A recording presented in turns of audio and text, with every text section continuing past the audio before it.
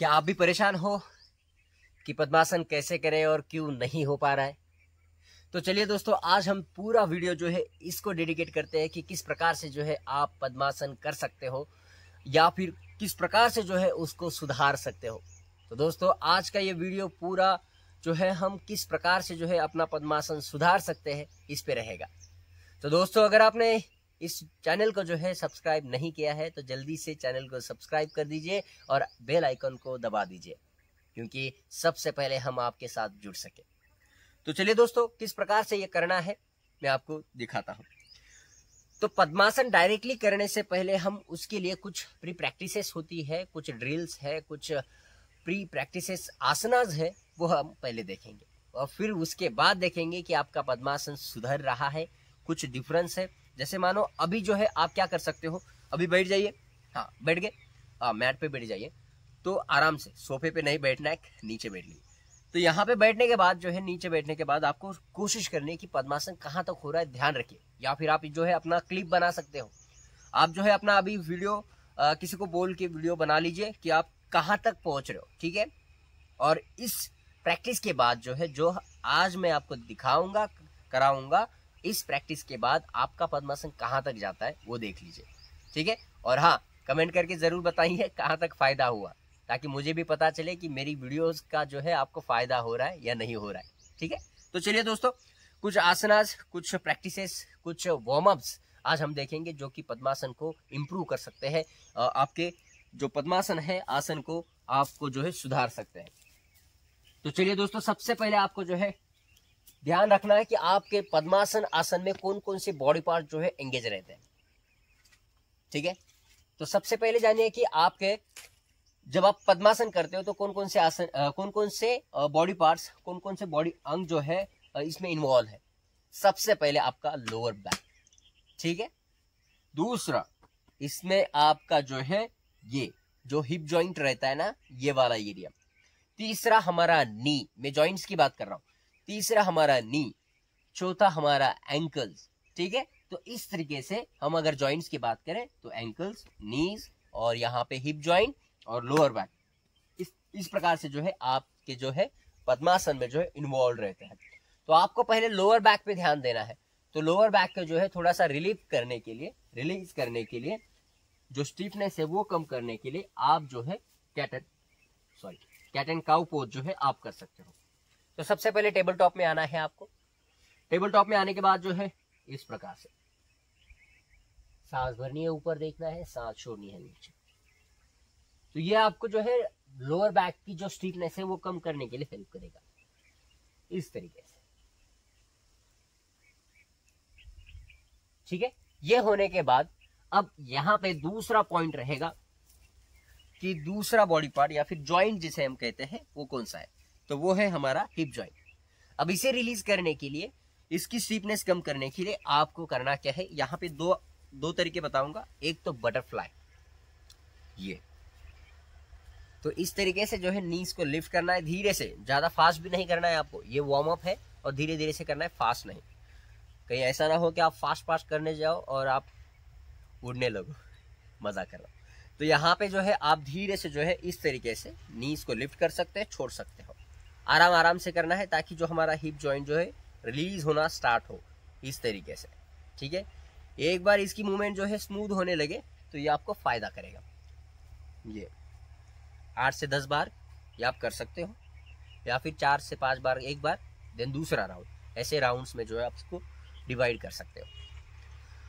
अब ये होने के बाद इसी में हिप जॉइंट के लिए है दूसरा प्रैक्टिस आप कर सकते हो। ये इस तरीके से बैठ जाइए पहले, ठीक है। इस तरीके से बैठने के बाद आपको ये आपका नी जो है आपके अपोजिट हील की तरफ आना चाहिए या फिर टच होना चाहिए।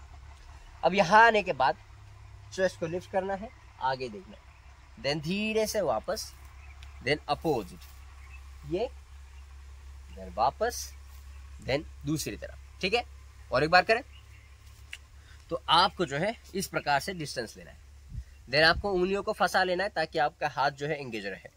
देन यहाँ पे सांस भरनी है, पीठ के हड्डी को, पीठ के रीढ़ के हड्डी को जो है सीधा रखिए, बैक को सीधा रखिए। देन सांस लेनी है, सांस छोड़नी, सांस लेनी है, सांस छोड़नी है, ये ठीक है,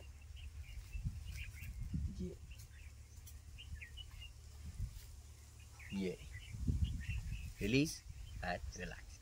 ओके, अब ये हो गया हिप जॉइंट्स के लिए।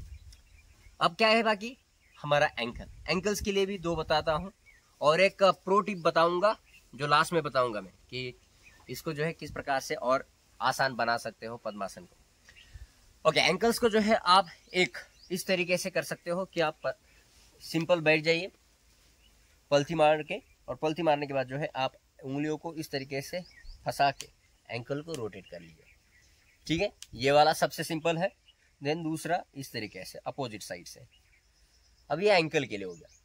एंकल के लिए दूसरा प्रैक्टिस आप कर सकते हो, लेग्स को सीधा कीजिए, ये देन अपोजिट,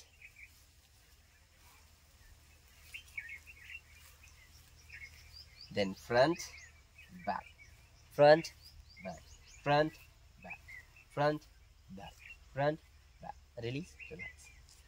ओके, तो किसी किसी को लग रहा होगा कि ये क्या हो रहा है, लेकिन जब आप खुद पद्मासन ट्राई करोगे और इन सब प्रैक्टिस के बाद जब आप पद्मासन ट्राई करोगे तो आपको डिफरेंस जो है दिखाई देगा, जो इफेक्ट है वो दिखाई देगा। तो इस प्रकार से जो है हमने एंकल रोटेशन किया। नी के लिए अभी बाकी है, नी के लिए क्या करना है आप ही सोचिए, ठीक है मैं बताऊंगा। तो नी के लिए आप तो इस तरीके से जो है एक इस तरीके से ये सेम उसी तरीके से दूसरे पैर के साथ ये बहुत करने के लिए सिंपल आसान लगता है, लेकिन जब आप करोगे तब आपको इसका फायदा भी पता चलेगा। तो आसान है इसलिए छोड़ नहीं देना है, ठीक है। तो इस प्रकार से जो है हमने एंकल के लिए किया, नी के लिए किया, हिप जॉइंट्स के लिए किया, लोअर बैक के लिए किया, ठीक है। तो अभी हमें प्रो टिप में जो कह रहा था वो क्या है। प्रो टिप में क्या कर सकते हो, एक बटरफ्लाई में जाके आपको फॉरवर्ड बेंड करना है, ठीक है। जब आप बटरफ्लाई पोज करोगे, नीज को बद्ध कोणासन जब करोगे तो बद्ध कोणासन में आगे जाना है, ये तो आपका ये वाला एरिया स्ट्रेच होगा, ठीक है। Tip number 1।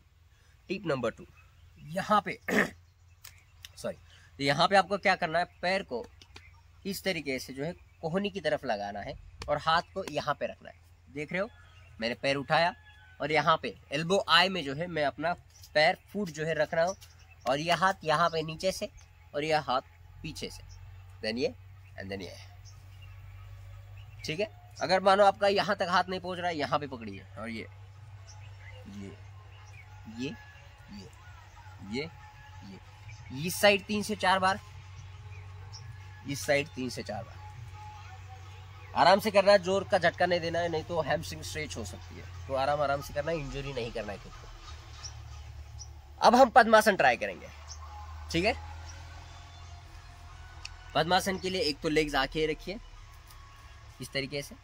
अब यहाँ पे आपको जो है एंकल को इस तरीके से, जो हमारा थाई का रूट होता है उसकी तरफ हमें हील को लेके आना, ये ठीक है। अब दूसरा पैर जो है धीरे से उठाना है, ये और ये इस तरीके से, और नीज को वाइड कर लेना है, ये। तो इस प्रकार से जो है आप पद्मासन कर सकोगे, लेकिन आपको सबसे पहले वो वाली प्रैक्टिसेस करनी जो हमने पहले बताई है, ठीक है दोस्तों। और जैसे मैंने बोला था कि आप पहले पद्मासन का वीडियो निकाल लीजिए, प्रैक्टिस कर लीजिए, जो प्री प्रैक्टिसेस हमने बताई है, वार्म अप बताया है, और उसके बाद पद्मासन इस तरीके से कीजिए तो आपको इफेक्ट जो है दिखाई देगा। मैं ये नहीं कहूँगा कि आपने 5 मिनट में प्रैक्टिसेस की और 5 मिनट में आपका पद्मासन हो गया, मैं ये बिल्कुल नहीं कहूँगा। आपको जो है इन सब आसनों की प्रैक्टिस जो है रेगुलर रखनी पड़ेगी, और पद्मासन भी आपको रेगुलर ट्राई करना पड़ेगा, तभी ये आसन हो पाएगा, ठीक है दोस्तों। अगर मानो पद्मासन किसी कारण से नहीं हो पा रहा है तो आप अर्ध पद्मासन कर सकते हो, ये नीचे और ये ऊपर, बस सिंपल, ठीक है। तो ये आप ट्राई कीजिए। दूसरी बात है कि आपको बैक को राउंड नहीं करना है, ज्यादा से ज्यादा सीधा रखने की कोशिश कीजिए और चेस्ट को लिफ्ट करके।